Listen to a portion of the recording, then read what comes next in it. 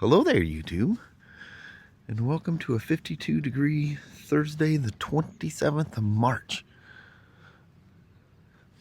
A whole lot nicer out here this morning than it was yesterday. The key thing is all the humidity's gone. Wow, was it thick yesterday. I don't know what, I didn't see humidity numbers, but man, it felt like the South. That's what I get for talking about it like a week or so ago. That'll teach me. So the storm here just blew a bunch of things around, and the heaviest rain, I mean heavy. It's crazy how heavy the rain was. I think they were just like raindrops that just thawed out at the last second before, hitting the ground. The roar on the roof was incredible. But yeah, made everything float out here last night. Tossed the CRV around like it was literally a toy. What's funny is there was motorcycles everywhere all the way to work, and then about halfway home. But once I got to like Kalama, all the motorcycles were gone. You guys must have some good, as us motorcycle people do, we got some pretty good radars going on. Suddenly there's no motorcycles anywhere. It'd have been tough. I've ridden and stuff like that, and it's interesting, especially if you're at freeway speeds. But I guess there was one tornado that we know of. It was just across over on the Oregon side there, and some videos of it, tossing some things around and carrying on. That's the only one I heard of. We didn't get any hail. I didn't. Kelly, in her Facebook stuff, she keeps finding stuff. I'll have to ask her if anybody got some crazy hail or stuff. But it was wild. Some crazy dark. It looked like it was going to be really bad, but yeah, just heavy winds and crazy heavy rain. Anyway, it's a new day. It's supposed to be here. It's supposed to be a high of 57. That's gonna feel like wintertime compared to yesterday. It was 78 in Vancouver. When I was leaving work, it was 78. But anyway, let's roll. Welcome to the day. Well, it's not all foggy, and today some blue skies. Most importantly, I got the Uma with me. Mama Son, she said, I didn't even think about this. That's the first time she's left the house in 5 days. I know what you mean. You feel like a hermit after you've been down and out for a little bit. But you picked a beautiful day to pop back out. 54 and partly cloudy. Very spring-like morning. The beautiful sunshine, dry roads, pouring down rain. Beautiful sunshine, dry roads, back to pouring rain. Yeah.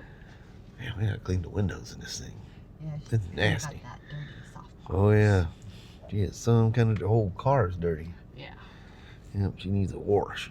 Yes, she does at that. People were shocked when I turned the camera around. You're not there the last couple of days here, Mama. No. Just like the shock of going upstairs to get my little cider and you a cup of coffee, and your computer's off and nobody's there. No. There's just a quiet spot in the corner of the parts counter there. Sorry, Heather.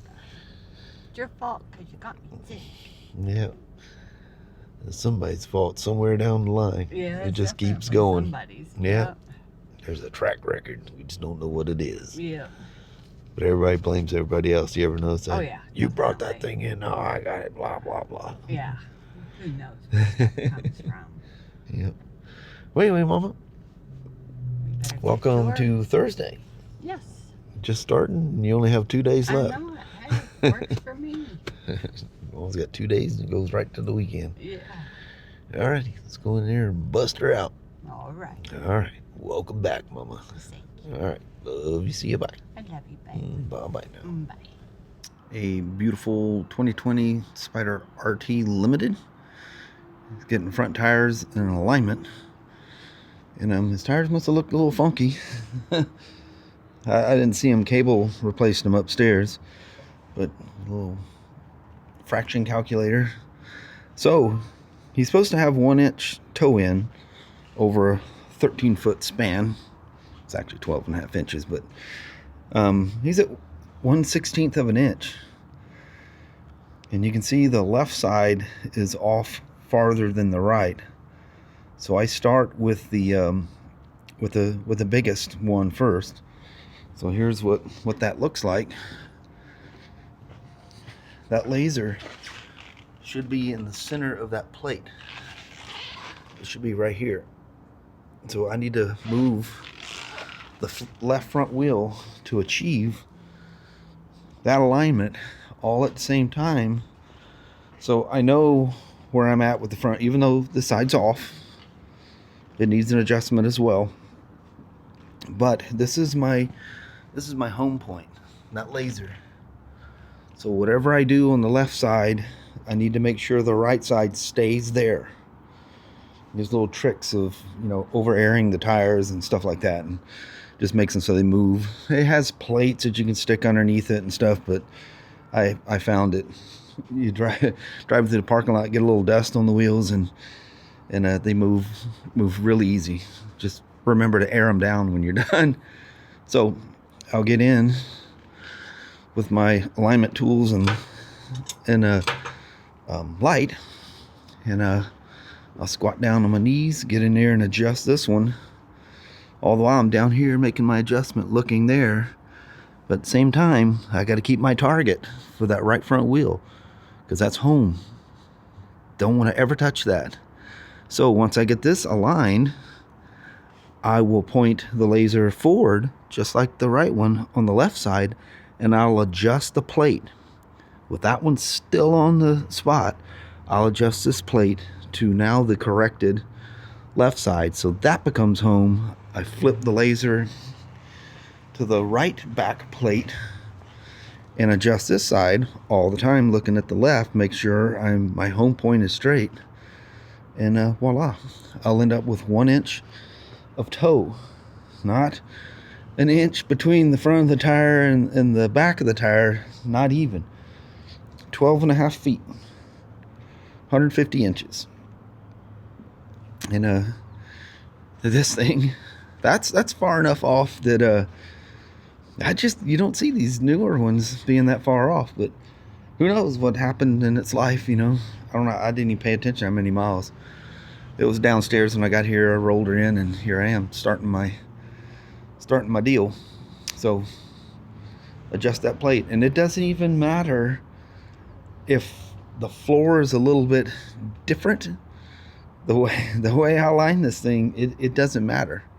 I mean, it can't be grossly off or just be too far, but there's very, very slight variances in the floor.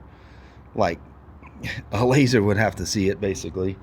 But, I line them against the floor, and then I spin them up to check where it's at on the plate, and adjust the plate. Now that will now be where I need to be, because I got my spacing is now correct. It's what I need is 29 and 1930 seconds. Yeah, 29 and 1930 seconds between the laser, or now, because I'm adjusted to the center line, from the edge of that wheel with the thing perfectly level to that center line right there. Needs to be 19 and inches and 30, 29 and 1930 seconds. It's way easier to just do stuff in your head than it is to try to say it.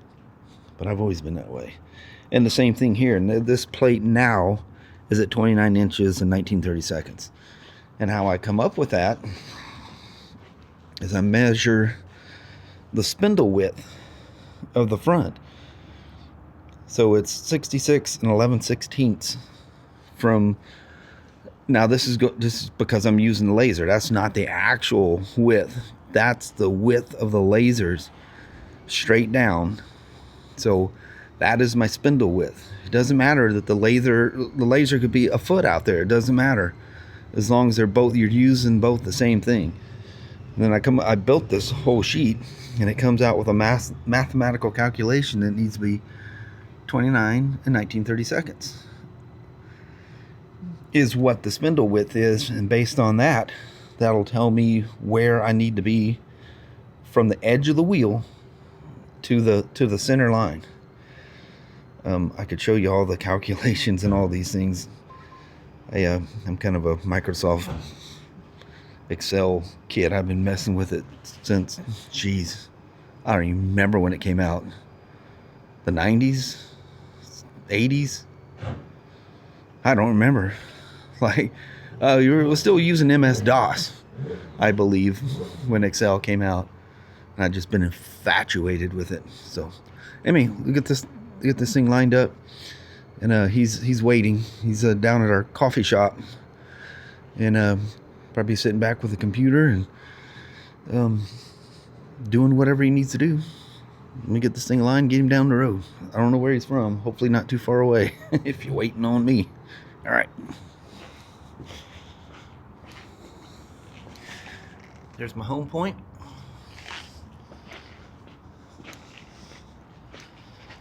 And there's the adjusted left side. The left side is perfect. So now, to show you what I mean, I'm going to flip the laser over so that it's at the bottom. So now I need to adjust this plate to the center so that this will now be the home point. Doesn't matter what the ruler says anymore. But I need to adjust the plate so it's there, so I know that's home. And then we'll spin this one around and you'll see how far I go in the center of that plate. I need to pull that in to there. And that's it. It'll be aligned. The piece of tape was to hide the customer's name. The last 7 of the VIN, like I held my finger over the VIN of that Red Rock. And the guy goes, well, you can see the VIN just above your fingers. No, you see the last 9 digits? Yeah, you're missing, like, I forget how many digits, but it was missing like 8 or 9 digits. You don't have the rest of the VIN. It's not going to tell you anything. You're lost. One last time. That's the left side that was previously corrected. This is the right side that is now corrected. Now if I spin that to the front, you'll see how far I just adjusted it, which equals where I had to move that one. So there it is. She's perfectly aligned. Take her for a rip, get the thing back to the guy before it starts pouring down rain, and I'll see you on the bike here in just a few. But don't get dumped on. It's starting to lightly mist out here. Well, this one only took 2 times of rebooting and waiting for the godforsaken forever scan of the computer. When you reset torque offset and everything, it do not want eco mode on. I hit the wrong button. It throws the VSS code. So you boot it down and just have your wait until the lights go out and immediately turn the key back on. That way it doesn't lose its connection with the booter. And scan it again. It gets to scanning the TCM, the transmission control module, and just hangs there forever. Horrible. But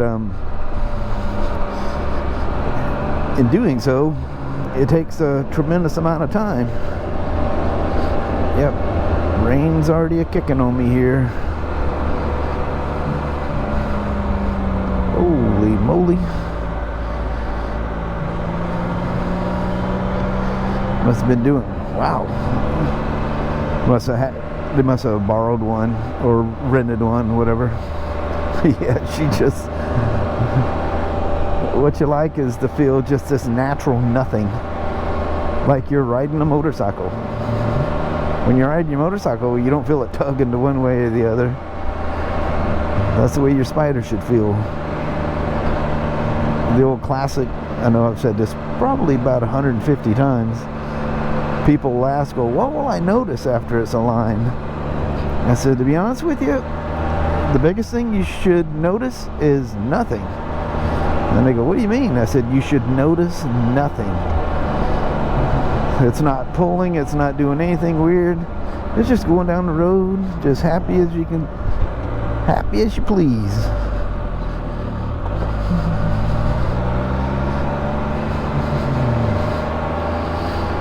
Good old RT. Some people, you know, talking about between their RT and the new Canyon. You know, people go, oh, you know, I think I'll probably stick with my Sea to Sky, or what do you think between the Sea to Sky and the Canyon? Well, if you're looking for ultimate comfort, you're not going to beat a Sea to Sky or even an RTL compared to the Canyon for smoothness going down the road. I beg to differ that the way the seating is, probably the Sea to Sky is still going to be more comfortable, but you don't have to worry about, you know, the big bumps in the road and stuff like that. Typical adventure, the longer travel suspension, and especially like the Red Rock with the smart suspension, it'll handle whatever you dish out to it. Where, you know, with shorter more road oriented suspension, you do have to be careful. It's like I ride the Pan America a whole lot different than I would ride my Road King or my Slim or my Iron. You hit big bumps in the road. It's it's not meant for that kind of stuff. Adventure bike goes, that's all you got. To me, that's way more comfortable.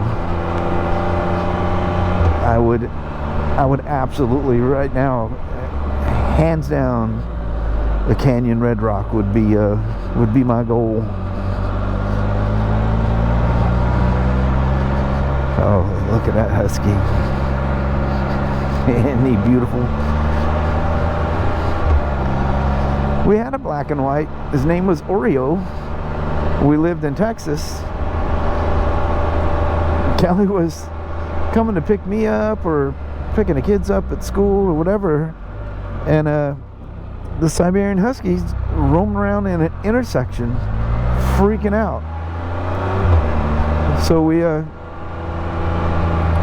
she calls him, comes right in, leaps in the car. So obviously, you know, he had owners that cared and loved him. He was well groomed and everything. He had a collar on, but no tag. So, you know, the internet wasn't that, you know, going on at the time. You know, this is, you know, 95. I don't know, it's probably 96 when I came across Oreo. And anyway, did stuff in papers and stuff like that. You know, putting out what you can. She'd print out these little things where you can pull the little pull tags, you know, at like grocery stores, had the little bulletin board, and you got the little phone number thing. You know what I'm talking about. No one ever came looking for him. And we moved. There was this thing, it is just perfect. Whew, that is nice. And with the relatively low miles this thing has on it, like really low, replacing front tires, this thing, I don't know what happened to it, how it got out of alignment, but yeah, well, number one, it shouldn't need tires at such low mileage, and it must have been a handful. This is gonna, I wish I'd have rode it before I aligned it, but you know, I do stuff like that. It's kind of borderline joyriding at that point. Plus the customer's waiting. I'm not going to go for a ride, test it out, and then come back. But when I hook them up and I see them, that was a good amount off. That was a decent amount off. Man, is he going to be happy. He's going to be one happy dude. I've ridden, you know, like sales units we've taken in on trade, and, you know, ridden them beforehand, and just doing a quick UVI type thing and take it for a ride and go, holy moly, this thing's a mess. Now we do it. Well, I used to keep records of them all, but dude, I had like thousands. I just can't keep records of all of them anymore. I always do for the customers, and I will save those. But when the bikes come in new, and I do alignments on them, I don't keep all that. I build the sheet, I just don't save it. Just make sure it's right and go from there. But anyway, I not in a bad way, but I kind of hope it felt like a handful, and they jump on them. I've had people that's their Spyders are way off, and some people that were out of town and literally turned around and come back just to come in and shake my hand and thank me. They go, it's a completely different unit. Yeah, alignment's it's a big thing. But I mean, you have to be really abusive with them. Like if you have ball joints, like I was talking about that Spyder on Saturday, that does not affect the alignment on them. It's like a non-obtrusive thing to swap out. It doesn't mess with the alignment. You're not banging and beating on anything that's going to affect the alignment. And so yeah, everybody thinks, well, if they get the ball joints replaced. Now, if it's a tie rod in, obviously it's going to have to be aligned, because you're now messing with a steering component. You don't even take the tie rod ends off to do the ball joints. And as long as it was aligned before, it'll be aligned afterwards. It's usually hitting things that get them off, or they just came out of the box off. In 2020, I would say 23, 24, and so far 25. BRP is just not messing around with alignments. They have these things zeroed.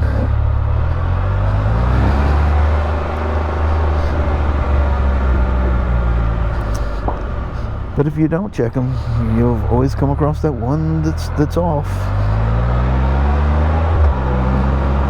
But it's really rare nowadays.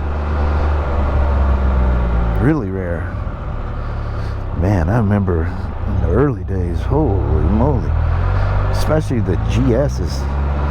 Man, if them things are the slightest amount off, it is sketchy. Look at that. Somehow or another they're beating the rain. Oh, I don't see no wheels under the truck.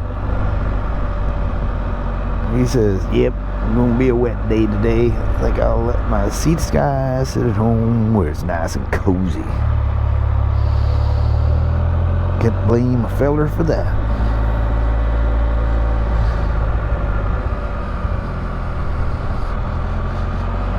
A lot of U-Haul stuff down here. Let's just give her a quick little walkie round like we do.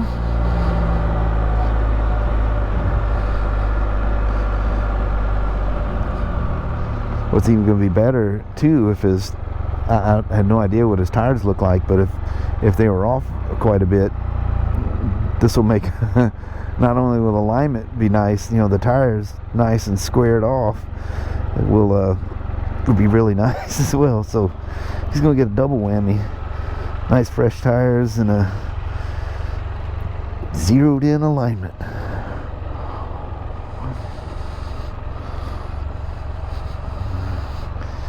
Yeah, buddy. The good old faithful RT. I don't mean to be a jerk or anything, but I'm not sure what that's supposed to be coming out of the water. I'm sure it means something. I just don't know.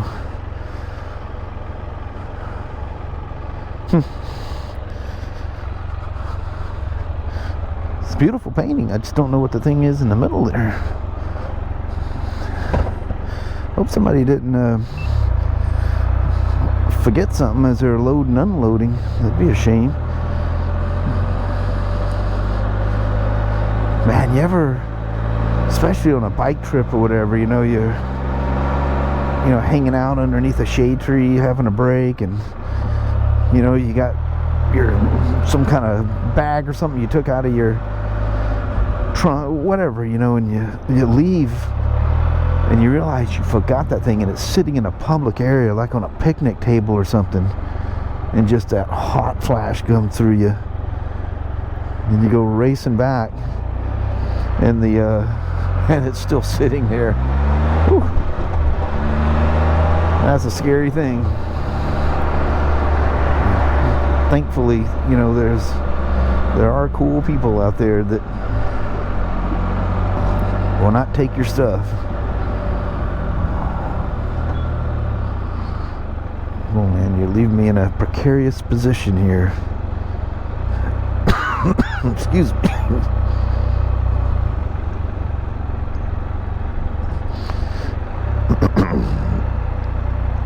Parks director getting himself some lush. I'm gonna back him up against the. You know what? We keep those doors open now. I'm just gonna take and knock him out of the rain here altogether. Park him up on the hill here. So if it starts dumping before he gets out here, he'll have a nice dry area to put his gear on. There we are. I'd be happy about that. Hope he's happy about that. Alright. Thanks for listening to my ramblings on about doing alignment and all that kind of stuff. I haven't talked about that kind of stuff in a while, so kind of refresh. If you go searching, trying to figure out where I did alignment stuff, it might be a ways back. But thanks for coming along for the rip. Alrighty. Well, hello there, YouTube. Dang if we didn't catch another windy day. Yes. It's not good for the microphones. Sasha. Crazy old she. Looking for her kitty cats. Kitty cats. Mm-hmm. Kitty cats. But anyway, that was a fun day goofing around with alignment and spiders, and now I'm back on the Harley again. I guess the pads and stuff came in for it, so that's on my rack to finish up in the morning, and we'll be done with that. Some other spider stuff for tomorrow. But anyway, Mom's first day back, a little tough. It's after you've been laying around for 4 days, it's hard to just get up and go all of a sudden, you know. Mm-hmm. So anyway, get her in there, get her rested up, start another day tomorrow. All right. Alrighty, well, thank you guys so much for watching. We really do appreciate it. We will talk to you tomorrow. Same smoke time, same smoke channel. Don't forget to give a thumbs up, and you guys have an amazing Friday or Saturday. Heck yeah. All right. Get out of the cold, Mama. Yes. All right. 80 degrees yesterday night. It's freezing out here. I know. All right. Thanks for watching now. Bye-bye.